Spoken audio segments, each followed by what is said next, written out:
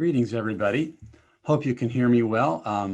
I'm Graham Walker at the Independent Institute in Oakland, California, and we are gathered together today for our Lighthouse briefing call, which we do during this period of crisis. We've been doing it every Friday afternoon to give our supporters around the United States some updates on a lot of the issues that are affecting how the crisis is going. So I am going to welcome also our panelist today, who is Dr. Richard Vedder, and he will unmute his, there's Dr. Vedder. Glad you are here, Dr. Richard Vedder. Well, I'm glad to be with you, Graham. So we've been having these calls, as I was explaining, for our friends around the United States who stand with us as members of our Lighthouse Society. We're very grateful for their help. Our work depends upon the support of many friends who make this kind of research and promotion possible. And I thank you for that. But those of you who are unfamiliar with us, possibly because I did invite a few people from outside our inner circle just to be with us today, I encourage you all to go to www.independent.org, catch up on our information sources there. And you may also find a lot of things that will help you navigate the crisis that we're in. In particular, I've been doing a series on coronavirus crisis, as I said, and we're going to switch gears from some of the subjects we've been talking about recently to talk about the effect of the virus crisis on higher education, which is not top of mind for many people, but for those of us who care about education, it is very much part of the equation here. I'm afraid that, even before the COVID pandemic struck, a lot of colleges and universities were in struggling financial shape, and we're going to hear more about that in a few minutes. We're hoping in the area of education, as in so many other areas, we're hoping that the crisis may give opportunities for improvements and reforms to put us in a stronger position going forward. So our guest speaker today is Dr. Richard Vedder. And I think Dr. Vedder thinks that there are some latent possibilities for good reform in this crisis. Dr. Vedder is a senior fellow here at the Independent Institute. We're delighted to have him as part of our team for a long time. He is also a distinguished professor of economics at Ohio University. He was also the founding director of the Center for Higher Education, Affordability, and Productivity in Washington, D.C. And you may also know Dr. Vedder through his recently published book, Restoring the Promise, which is published by the Independent Institute. And encourage you to take a look at that. It made quite a splash in higher education circles because Dr. Rich Vedder is not one to follow the herd when it comes to analyzing the problems, even in his own field. So, Rich, thank you so much for joining us today. I'm delighted to be with you, Graham, and I've been a longtime friend and supporter of the Independent Institute. It's one of the great institutions in America promoting free enterprise, academic freedom, all kinds of freedoms, lively scholarly inquiry, and what have you. Yeah, we believe in getting the word out and getting a balanced exchange of views. So that's part of this today.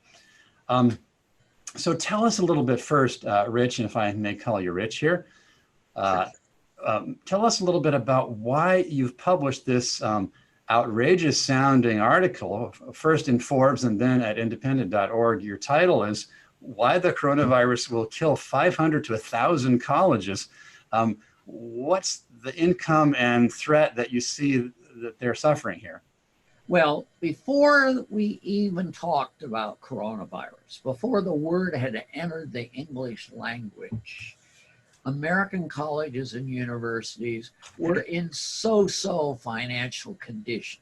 Now, when I say that, remember there are thousands of universities and colleges, and Harvard University is in probably better shape than, say, California State University at East Bay, or whatever the thing is called, in Hayward, I think it is. Yeah, near us here. Yeah. There's some good people at that university. There are, yeah. Yeah. But I've even spoken there. I've spoken at every obscure university in the United States. But the point I'm making is a lot of colleges had suffered from declining enrollments over a period of 6, 7, 8, 9 years. some of the schools that had made their enrollment projections had done so only at a high cost by giving a lot of discounts as Right. scholarships, as they like to call them, but they're really discounts from the official tuition fee. So a lot of schools went into this thing with lower amounts of cash in the bank and other liquid assets than would be normal. And there might have been a couple hundred schools out there that were, if not on the brink of bankruptcy, they were sweating a lot before this started. Right. Then we had the coronavirus, and that multiplied this by a factor of 2, 3, 4, 5. So everyone is scrambling. Even Harvard last week went out and borrowed $1 billion. Now in Harvard. Wait a minute. They have a big endowment. What's that about? Well, Harvard is Harvard. They have $5 billion in debt too. They have 40 billion, and they did have 40 billion endowment, probably about 30 now. But they probably lost $10 billion in the last couple months. But what's $10 billion among friends? They lost 10 billion, but they already had 5 billion. My guess is that debt was for dormitories, medical facilities, maybe renovations of stadiums and things, because they could borrow at 2% interest, a very low rate of interest. Right. And they invested their money and made 7 or so. So they said, hey, it makes sense. So, but I think what you're saying, though, is that so many American colleges, they're not sitting on those $1 billion endowments. Most of them are living hand to mouth on tuition. That's exactly right. I'm at a very typical state university, like probably the bottom edge of the University of California system schools, or maybe the upper end of the Cal State schools, to put it in a California context. And we have had a $600 million endowment, but we also had $600 million in debt. So one way of looking at it was if we had liquidated the school, we would be at zero. 600 million in debt, 600 in assets. Now those assets have declined by 100 million or more probably, and the debts are probably rising as we speak because we don't have enough money to pay our bills. So we're probably, technically speaking, bankrupt. I suspect that is true of hundreds and hundreds of schools. Well, now, yeah, excuse me, Graham, go ahead. Well, your colleagues over at Forbes, they published a piece last fall before all this hit, which ranked all the non-governmental colleges and universities with kind of A through F score. And as I was looking at it, and you quoted it in your piece last week, that of these private schools, 72% of them had a financial health grade of C or lower. That's incredible. Yeah, it is. It's shocking. And you get the same look at Moody's, Standard & Poor's. Mm-hmm. These are people that, rate bonds, which are issued. So this is their business. They put out reports. Moody's has been consistently for years saying their outlook for the higher ed is negative, and now it's probably triply negative. Okay, so that's the context. Then the coronavirus crisis hits. What are the specific kinds of revenue hits that they're taking? Well, first of all, immediate hits. They're losing room. They sent the kids home. Yeah. So the kids go home. They've already paid for their room if it's in university housing.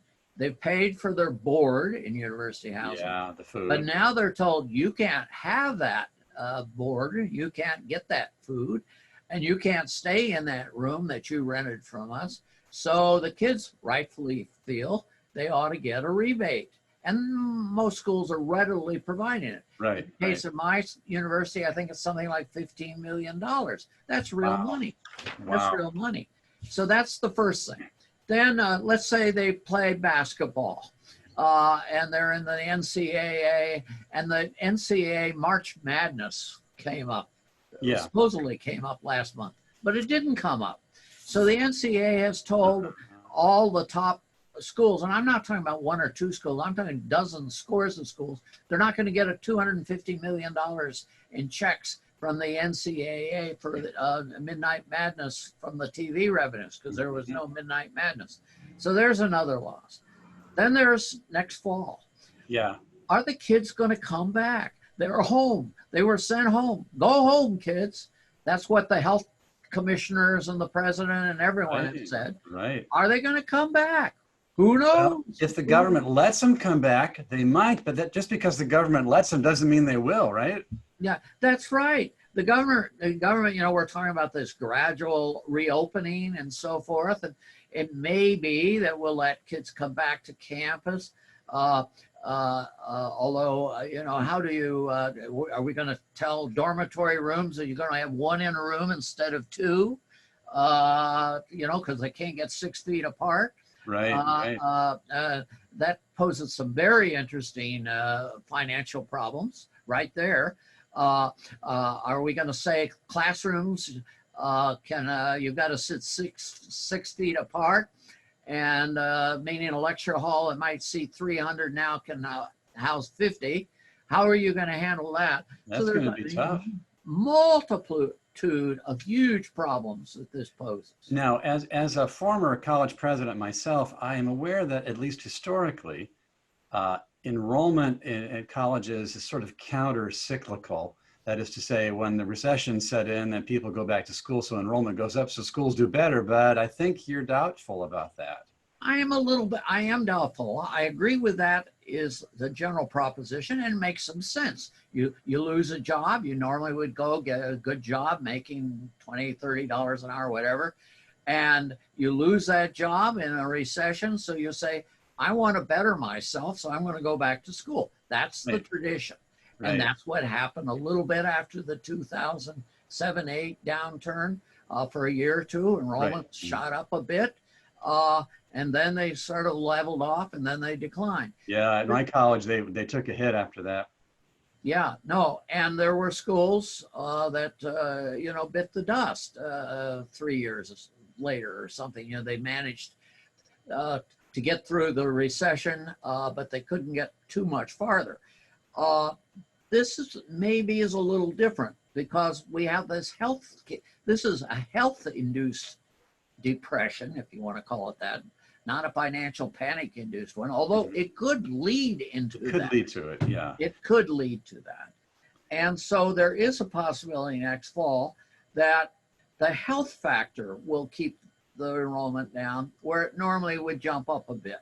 So I think it's hard, we make predictions based on historical experience. Well, there isn't a very good historical experience here. The 1918 Spanish flu is a long ways away. A long time and we were in the middle of World War I to boot when that happened, and we were, entering the First World War. Well, so what about, we hear that there's all these stimulus packages. Isn't the federal government just going to bail out all these colleges so they won't have to close? At least the ones you're worried about won't have to close? Well, I am, I guess, a little bit weird in that I don't believe that dropping money out of airplanes or the macroeconomic equivalent will necessarily work. Right.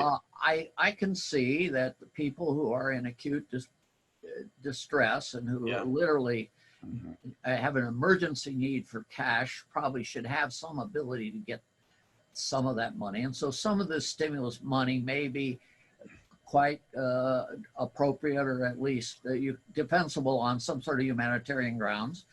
But going down further, I think that the path to redemption or renewal or whatever is through innovation and change. Right. And I think that is going to require a little pain and suffering, because colleges and universities are the most conservative they're the most liberal universities politically, but they're the most conservative universities in terms of their organization, their structure. They are medieval institutions, and they're run like medieval. They are not nimble and adaptive. That's absolutely the case. They're not entrepreneurial. So because we run things by committee, we have so-called shared governance, which means it takes forever to make decisions, and then there are compromises that no one is happy with.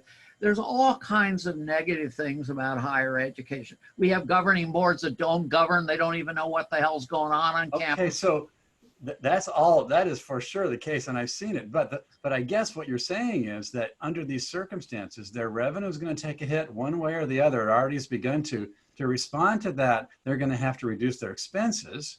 Can they do that, and can they be more creative?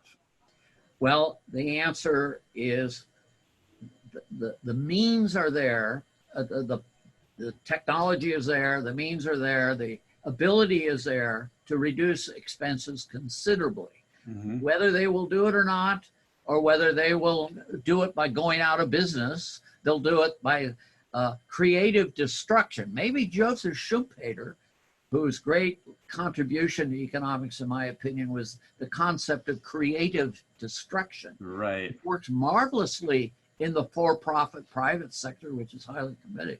Maybe creative destruction is coming to higher education. Well, okay, let me toss a question here. Let me pretend that I don't know much about higher education, but an ordinary person is probably likely to say, well, you know, they have to pay all the salaries of the teachers. That's their primary expense. So how are they going to do it? Well, do they have to pay the salaries of the teachers first? Can they declare financial exigency and say our implicit contract that's more traditional than really written in paper? There may be a faculty handbook or something that says you have permanent employment. That agreement is null and void.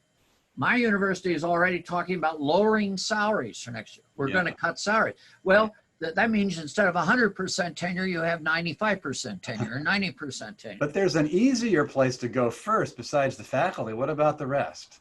Yes. Graham, I love you for mentioning that. A typical university these days has more administrators than it does faculty. Now, by administrators, I'm including librarians, and I'm including technical support people, computer people. I'm including a lot of people who do things that are we sometimes call support activities. People work for the dean of students who do various things in the dorms and so on. But that number has exploded in the last generation. And at a typical university today, there are more of those people than there are faculty. That's stunning to the, to ordinary citizens. That's just stunning. We figure we're paying tuition to pay the faculty salary, but less than half of our tuition, you might say, goes to faculty. The rest goes to all these support services and one kind of compliance, regulation compliance, accreditation demands, et cetera. Title IX officers, diversity officers. I think it was one of your pieces I read that the University of Michigan spends, what is it? I don't know how many $1 million on diversity officers. Yeah, $14 million a year on diversity officers. And that's a lot of money. That's, there at the University of Michigan, there are 40,000, 45,000 students on the Ann Arbor campus. That's $300 a student. That's remarkable. Yeah, to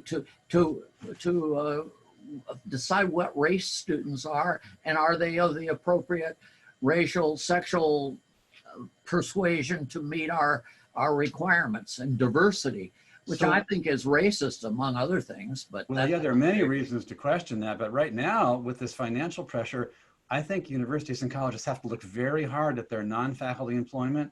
Then they have to revisit tenure, because you've said you think tenure is dying, and this may push it over the edge.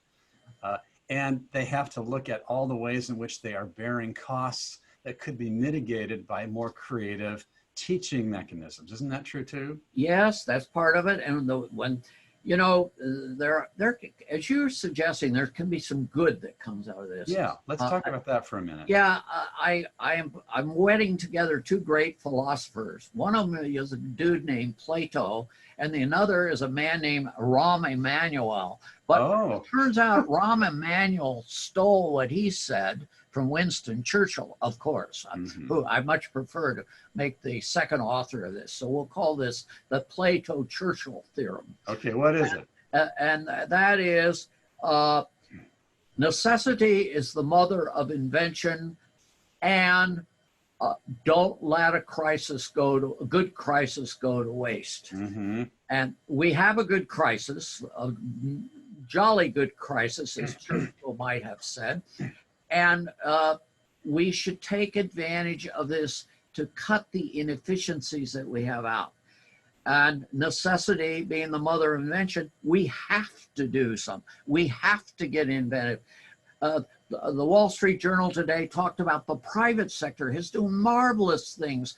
Paint manufacturers are becoming sanitizer manufacturers. Well, they're responding to incentives in the market. Yeah, exactly. And those incentives often are not found in higher ed. Right. Where are the incentives? Mm-hmm. Well, now as they're getting pushed against the wall, and where the alternative is death, baby. Right. Mm-hmm. When you are have terminal disease, you're willing to try radical therapies. You are. And that, in fact, indeed, that fits also into the COVID-19 thing. Mm-hmm. We're experimenting with all kinds of things to see if they work. And the same is true in higher ed.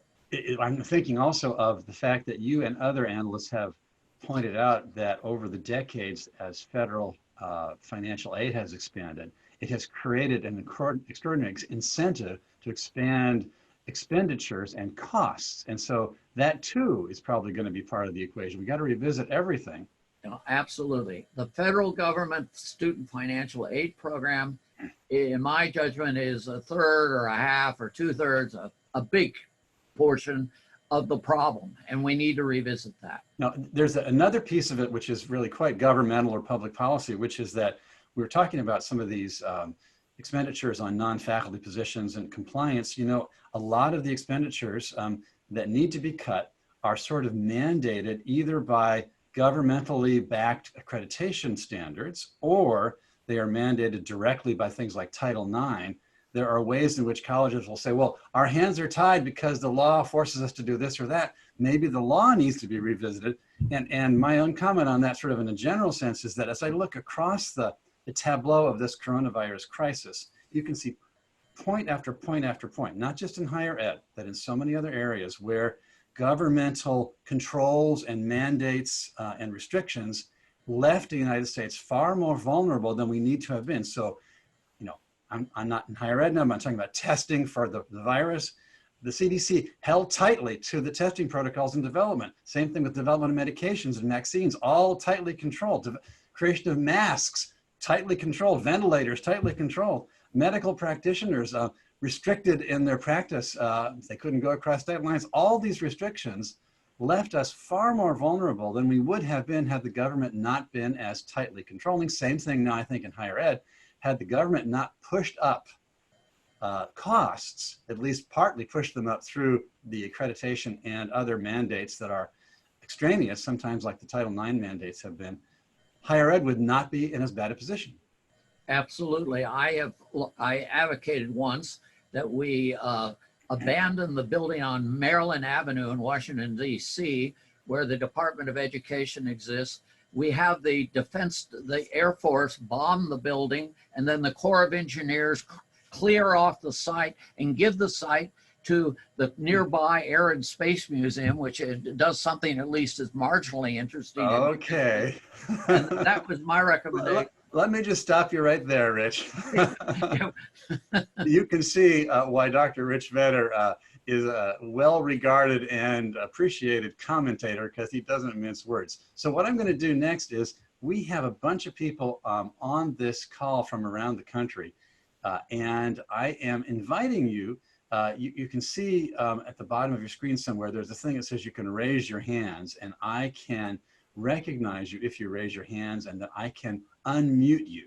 So if you're on this call and you want to directly pose a question to Dr. Rich Vedder in this last segment here of our program this morning, do that thing that it allows you to do on Zoom, where you raise your hand, and then I'll see that and I will allow you to talk. Also, I should have mentioned this before, but I think it was in this written material. You can send in questions to us by using the email address questions@independent.org.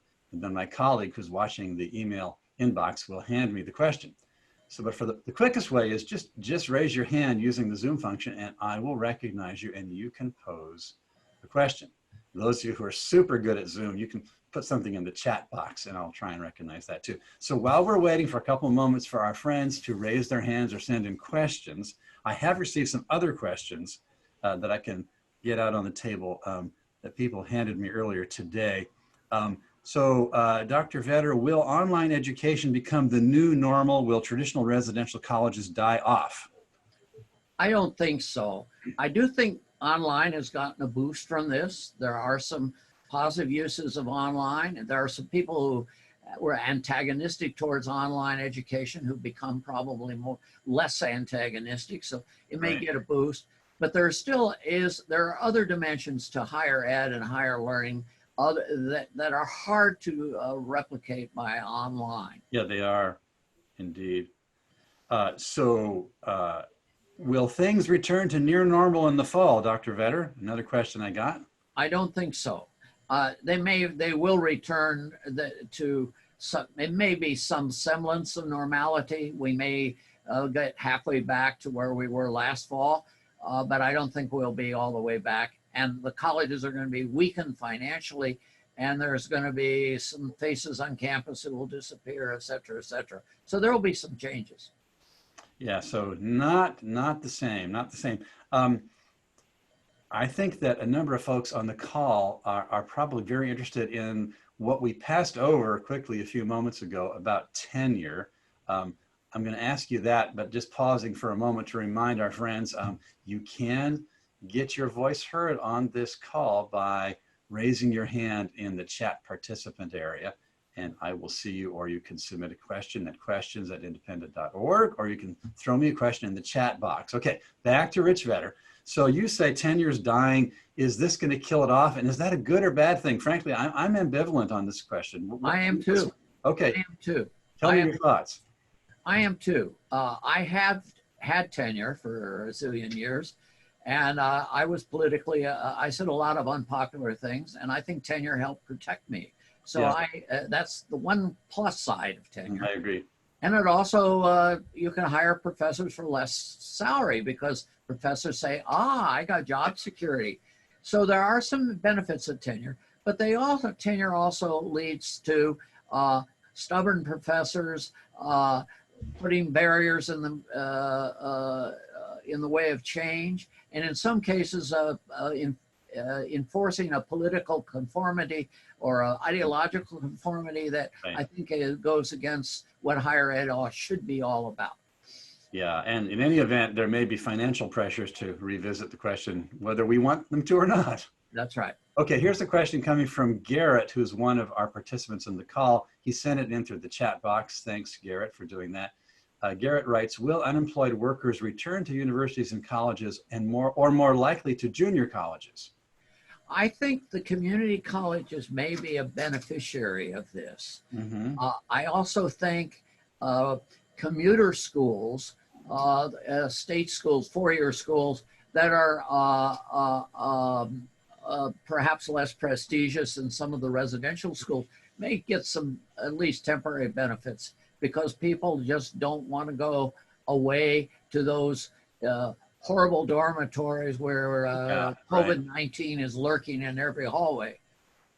I also suspect that a lot of people will recognize that community colleges at their level do an amazingly good job oftentimes. You know, some people cast aspersions at them. There was that country song. It was my favorite for a little while. I think it was Rodney Atkins. His song was, we're going to get some discount knowledge at the junior college where we majored in beer and girls. Well, you know, that was kind of a fun song, but I think they may have more to offer than people realize. No, I think the community colleges, when they do things well, and they usually do, are probably the best bargain in higher education because they're relatively low cost. They cost less per student in many cases than the secondary school. And it depends on what you're looking for educationally. I think you've also mentioned, Rich, that non-degree certification programs may also be increasing areas of opportunity both for the institutions and for students. Absolutely. We have, to pick one recent innovation, coding academies. You go to a coding academy, you learn how to code.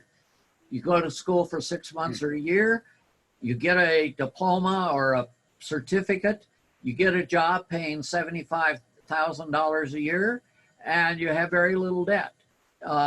These are opportunities, not for everyone, but for some Right. people. Okay, so I've opened up the mic for Jeff Colton. Go ahead, Jeff. Thank you, Dr. Vedder. I finished reading your book just a couple of nights ago. I really enjoyed it. And as a response, I immediately gave it away in Good hopes for you. that others will read it. Good. I'm glad you're passing it along.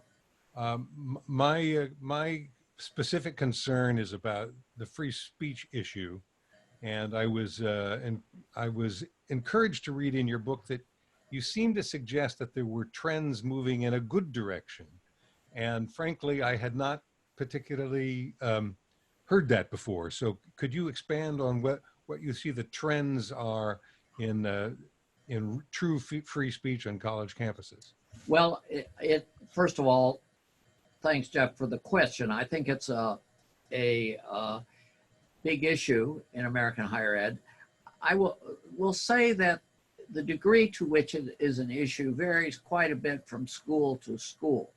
I've probably been on 400 campuses over the years, and obviously not that many in the last year or two, but I've been on a lot of campuses, and there are some campuses where political correctness and a sort of ideological conformity seems to rule, and it's very depressing.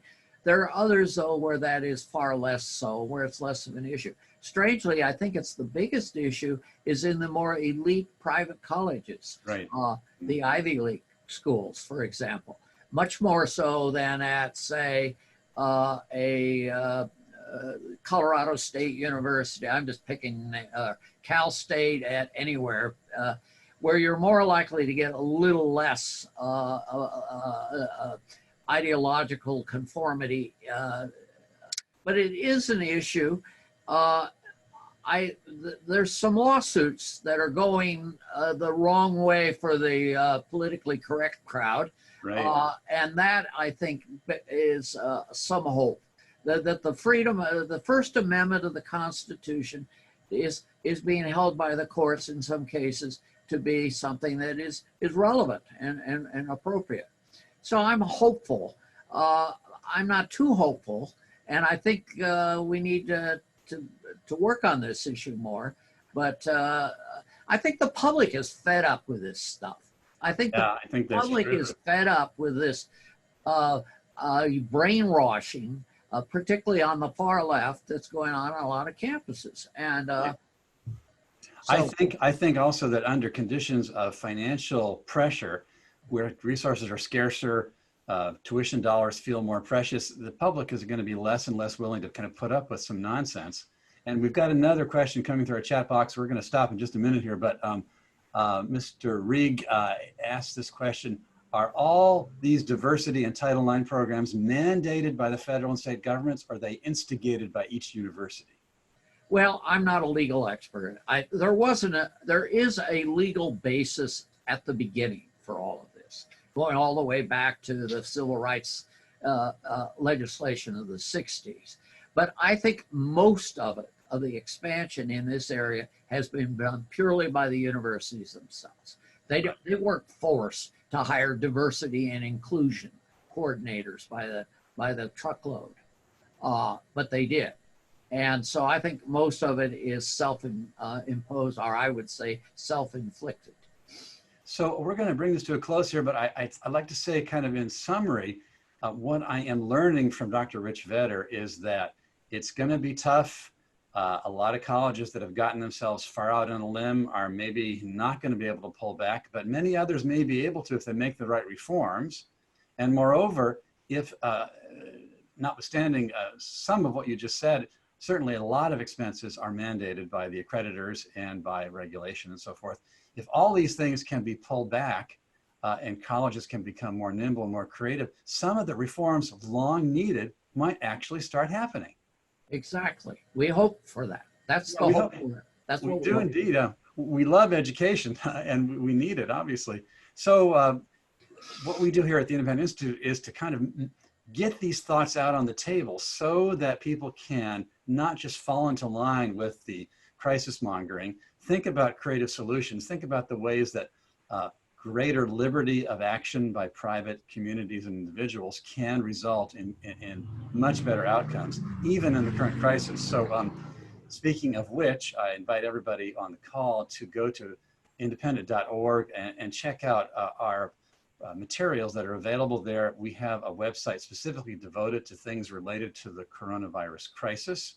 I also invite you to keep track of us, because next Friday we're going to have another one of these briefing calls related to yet another dimension of the crisis. I have a guest who's just about to finalize, but can't tell you that now. So watch your email on that and come back to us in response to our email next Friday. Also, let me remind you that if you want to really understand higher education in a way that other people have not provided you, get a copy of Rich Vedder's book, Restoring the Promise, which is published by us here at the Independent Institute. And then finally, we're able to do all this even in the midst of a crisis because we have financial supporters who stand with us. We are grateful to them. Keep standing with us, please, so we can keep doing this and getting the word out. We have things to say that people are not hearing elsewhere, as you can tell by listening to Dr. Rich Vedder. So go to our website and click on that donate button if you are so inclined. So turning back to Dr. Rich Vedder, thank you, Rich, for all you've done for us today. I've enjoyed it very much, Graham. Great Thanks for everybody who tuned in. We will see you again soon. Stay healthy and take care. Bye-bye.